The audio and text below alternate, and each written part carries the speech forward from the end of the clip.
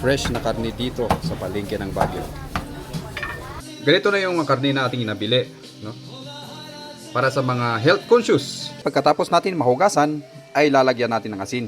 Yung katamtaman lang para hindi maalat pagka ito'y ating iluto. Saka natin ihalo-halo.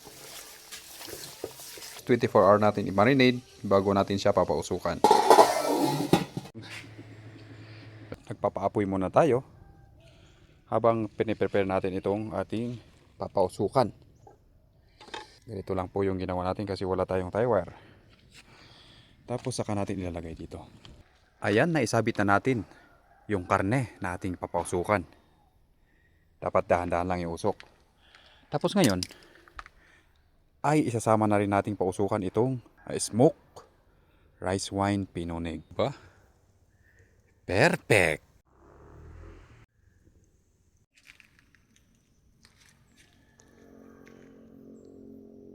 O ayan. Dahon ng alnos tapos dahon ng bayabas. Paghaluin natin para mabango-bango. Yan, dumudungaw ang ating smoke rice wine kinuday.